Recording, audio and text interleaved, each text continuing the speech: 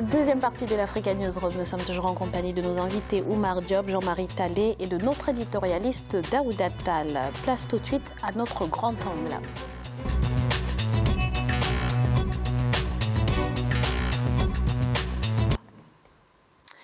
Seul, je marche vite, mais ensemble, nous irons loin.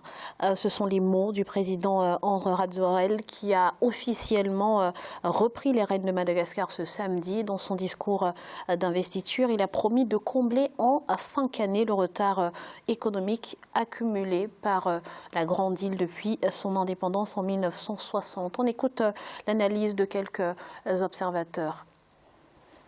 En 5 ans, s'il essaie de faire des coalitions, même s'il a gagné aux élections, de faire des coalitions avec les gens de son obédience politique pour réduire déjà la fracture au niveau de la classe politique, il peut en 5 ans essayer de résoudre tant soit peu le problème. La chance qu'il a, c'est que son principal adversaire, celui qui pouvait lui mettre les bâtons dans le roue, a accepté son échec à l'issue d'un processus électoral qui est qualifié de régulier. C'est un bon signe déjà parce que le processus devient de plus en plus démocratique. C'est leur prédécesseur qui l'a favorisé. Et Madagascar commence à parler un langage que les investisseurs écoutent. Et Andry Rajoelina, qui a déjà l'expérience d'avoir été président, a compris qu'est-ce qu'il faut faire pour que les choses s'améliorent. C'est ce qu'il a fait. Et les 30 personnalités internationales qui sont venues, c'est un signe qui ne trompe pas, que Madagascar est revenu dans le circuit diplomatique international. Alors Jean-Marie, après avoir dirigé le pays pendant une période de transition, période pendant laquelle il a souvent été contesté, Andry Rajoelina revient donc à la tête de Madagascar. Il a été plébiscité avec 55,66% des suffrages. On peut dire que c'est un retour en grâce pour lui.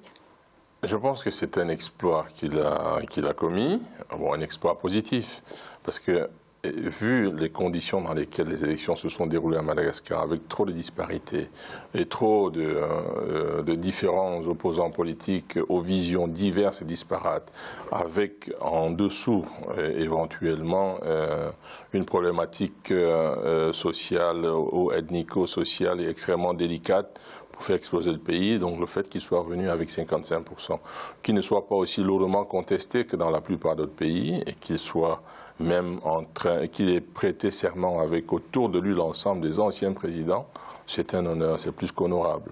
Et ça démontre d'une vision plus que positive du futur de Madagascar. Mais il a les défis à relever. Je pense qu'on en reparlera tout à l'heure. Ah, justement. Alors, Daouda, le président Andry Rajoelina se vante d'être un président jeune dans un pays où 70% de la population est âgée de moins de 25 ans. Dans quelle mesure cela peut être un atout ?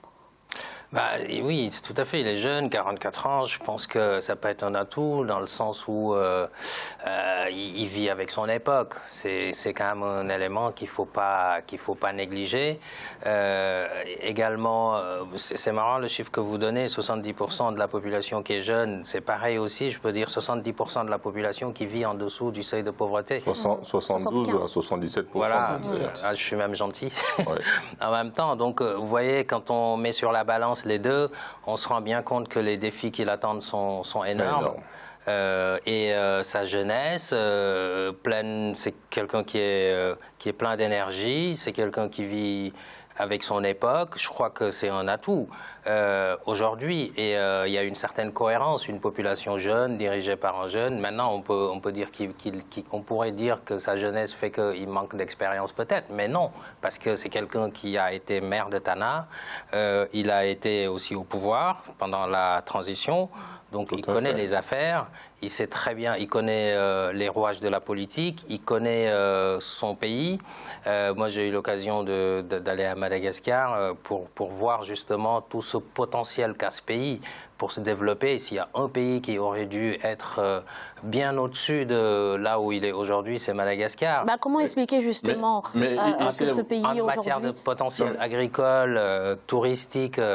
80% de la vanille, par exemple, la production mondiale vient de là. Les ressources que regorge Madagascar dans son sous-sol sont énormes, mais sous-exploitées. J'ai envie de dire, c'est une île aujourd'hui qui aurait mais c'est surtout un président jeune, pour compléter ce que vient de dire Daouda, c'est un président jeune qui, de ce qu'on voit déjà, les prémices de ce qu'on voit, il sait tirer la substance expérimentale des anciens. Il a réussi à les faire, à les amener à l'accompagner pour prêter serment et pour l'installation au pouvoir. Ça nous dit déjà un peu quelque part qu'il va se servir de l'expérience réussie de ceux-là pour projeter Madagascar vers le positif. Donc à partir de là, avec les ressources que regorge Madagascar, il est inéluctable que si le peuple le suit et s'il donne une bonne trajectoire avec une feuille de route très claire, on ne pourra qu'avoir. Je pense que les promesses ont été trop. Enfin, je ne sais pas si en 5 ans, en peu de temps, il pourra relever le défi. Ça, c'est une autre question. Si c'est fait dans l'ensemble, avec l'ensemble, une implication de l'ensemble. Alors, dans son programme, le président, il ambitionne de rattraper le retard accumulé par Madagascar depuis son indépendance en seulement 5 années. Daouda l'a dit. Est-ce que vous pensez que c'est une ambition qui est réaliste? Je pense qu'il a été trop optimiste.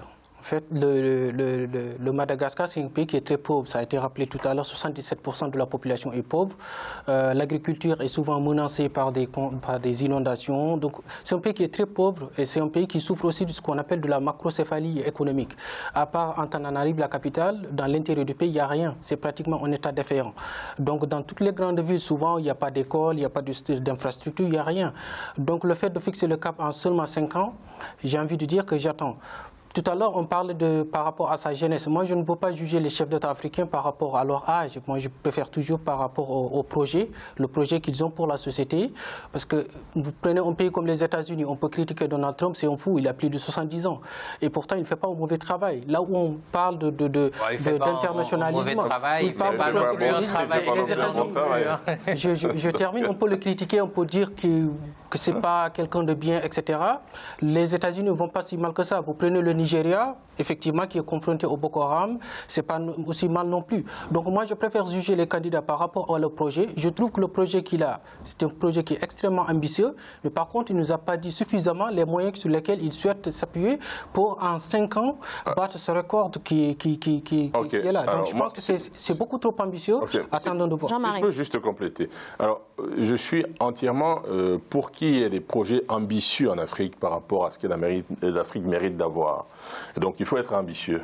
Maintenant, la durée des 5 ans, ce qui pose le problème, c'est qu'on est en Afrique très habitué à la déconstruction et reconstruction, l'éternel recommencement.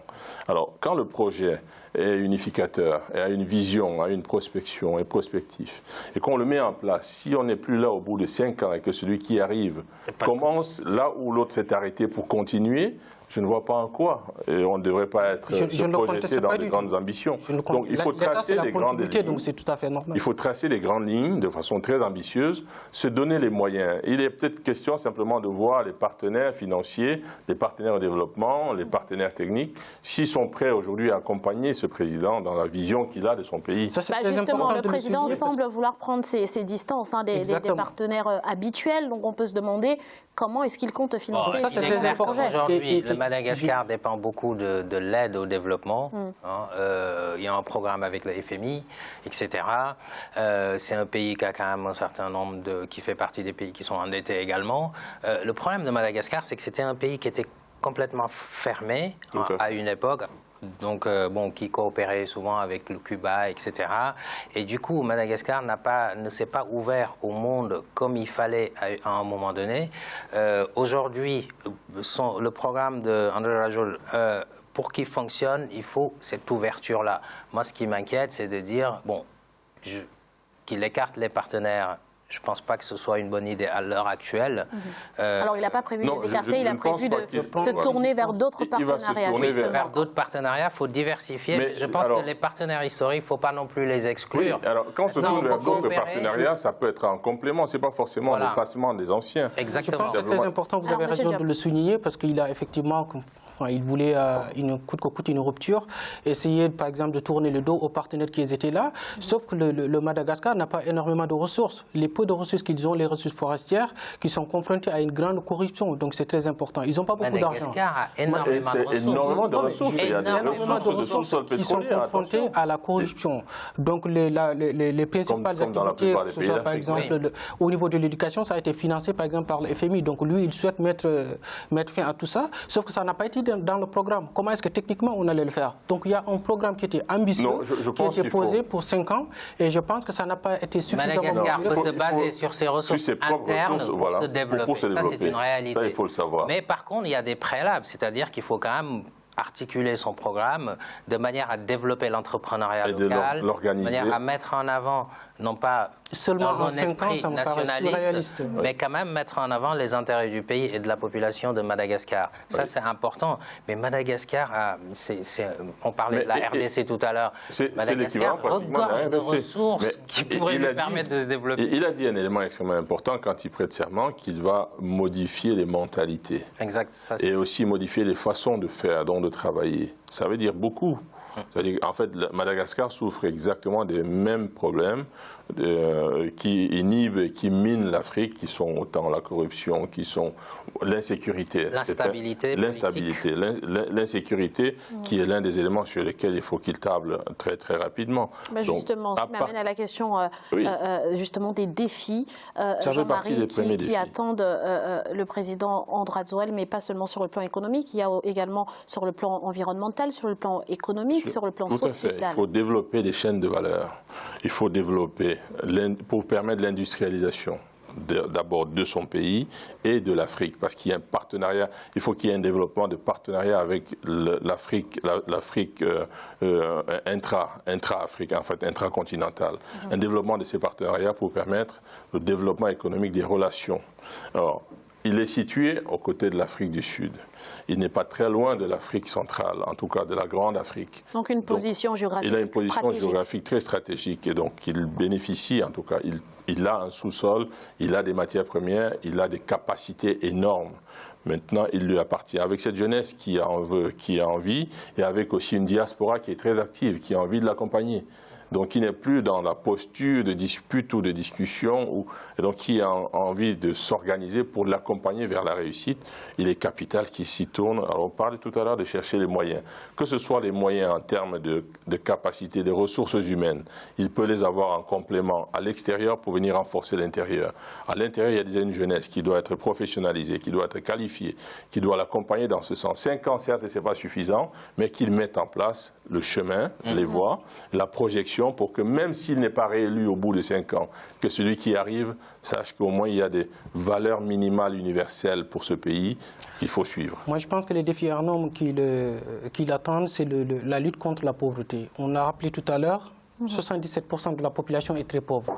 Donc je pense qu'il faut qu'il développe beaucoup l'agriculture, ça c'est très important. En Afrique, contrairement à ce qu'on pense, les activités agricoles, ils créent beaucoup plus d'emplois, ils permettent également de réduire beaucoup plus vite la pauvreté, par exemple. Mais malheureusement, dans les discours politiques, on entend toujours développement de l'agriculture, mais il y a très peu d'investissements dans les agricultures. Si on compare par exemple dans les projets énergétiques, si on compare dans des projets des infrastructures, c'est très important. Donc, tous les jours on mange, c'est très simple. Ce qu'on mange tous les jours, c'est soit on le cultive, on le mange, soit on l'importe. Et quand on l'importe, ça coûte excessivement cher. Il faut savoir que c'est l'agro-industrie qui est le premier secteur de forte croissance. Même les produits, les projets énergétiques, vous prenez une société comme Total, sur l'ensemble du continent africain, c'est 10 000 emplois. Donc ça ne crée pas beaucoup d'emplois. Donc c'est très important que nous développions nos agricultures. La Chine, ils l'ont fait en 1972, quand il y a eu des chocs pétroliers. Aujourd'hui, la Chine, vous prenez 50 ans derrière, la Chine était au même niveau que pratiquement que le Madagascar. Donc moi je pense que le plus important, c'est le développement de l'agriculture qui permet aujourd'hui la réduction de la pauvreté, parce que le Madagascar, c'est un peu juste une petite rectification. Ce n'est pas les multinationales qui développent le pays, ça il faut le savoir. Ah non, mais ce n'est absolument pas ce que je dis. Quand vous prenez un exemple qui est comme Total, c'est un mauvais exemple. Donc à partir de là, le premier secteur de forte croissance aujourd'hui dans le monde, et surtout en Afrique en particulier, je vais préciser mes propos. C'est l'agro-industrie. Donc derrière l'agro-industrie, il y a le développement de tous les autres secteurs d'activité de manière exponentielle. Alors s'il se penche là-dessus, on peut aller très loin. Mais il ne faut pas brider ses ambitions, il ne faut pas surtout dire qu'il a vu très grand, il faut voir grand. Je vais juste préciser. Alors, Daouda, très rapidement, et puis Monsieur Diop, ce sera à vous. Allez-y. Soyons clairs, je pense que, bon, moi je suis d'accord avec ce que dit Jean-Marie, c'est-à-dire que s'il arrive déjà à fixer un cap dans les 5 ans, c'est bien. Par contre, transformer le pays en 5 ans, je dirais même pas que je n'y crois pas, c'est impossible. Oui. Vous avez vu Madagascar, Madagascar est une terre agricole en soi. le pays importe du riz, le pays importe un certain nombre de denrées que la population mange. Il y a un problème d'infrastructure. Quand vous êtes à et de cohésion ethnique. Hein, exactement. Quand vous êtes à Tana et que vous voulez aller à Majanga dans le nord, par exemple, il vous faut un vol la plupart du temps. Il n'y a pas d'infrastructure véritablement. Le transport aérien intérieur n'est pas si développé que ça. Il y a des problèmes politiques encore, il faut le dire. Il n'y a pas vraiment véritablement d'industrie. Il y a les ressources naturelles qui sont exploitées par un certain nombre de multinationales également. Donc tout ça en 5 ans... Notamment le trafic de bois. Exactement, le trafic de bois. Madagascar, c'est 2% de la biodiversité mondiale. C'est énorme en termes de potentiel. Mais le chemin est tellement long pour développer tout ça qu'en 5 ans, transformer Madagascar... Par contre, je suis optimiste sur le cap. Je veux préciser ce que j'ai dit tout à l'heure. Je ne crois absolument pas que les multinationales peuvent venir en Afrique développer l'Afrique. Je n'y crois pas. Je répète tous les jours dans les plateaux de télé. Donc moi, ce que je veux juste souligner, c'est qu'il faut que nous pensions sur les secteurs qui permettent, par exemple, de réduire la pauvreté et de créer les emplois, à savoir l'agriculture et l'agrobusiness. J'ai donné l'exemple de Total pour dire que des sociétés énergétiques, ça crée très peu d'emplois.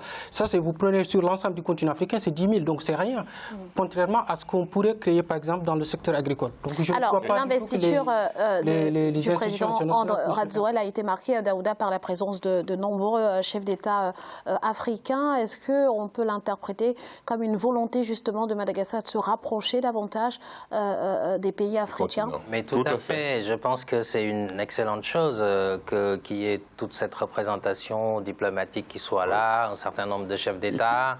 Qui donne du poids et qui marque la reconnaissance. Exactement. Et puis Madagascar aussi a été un pays plutôt fermé quand même. Hein. Oui. Donc c'est une démonstration d'ouverture. C'est une démonstration d'ouverture. Il y a la communauté régionale d'Afrique australe qui est là également. SADC. Exactement, la SADC. Il y a également, on parle même des envoyés spéciaux du Qatar, du Japon, d'autres pays. Je crois que c'est un président qui a vraiment le sens de l'ouverture aujourd'hui. Et moi, je vais nuancer un petit peu ce qui a été dit tout à l'heure. La position géographique de Madagascar est très intéressante, effectivement. Par contre, ça reste une île, n'oublions pas. Donc ça rend difficile les échanges. Madagascar reste quand même peu accessible. Hein. Déjà, il faut développer le transport aérien pour faire des affaires. Le transport maritime. Voilà, entre Madagascar et le reste du continent. Et ça, c'est des projets structurants qui mettent du temps à se mettre en place. Position géographique très intéressante, mais il demeure enclavé et cette ouverture, c'est la clé de la réussite, je pense. Merci Daouda. Nous allons à nouveau marquer une courte pause. Ne bougez pas, dans quelques instants, la suite de l'Africa News Roma, tout de suite.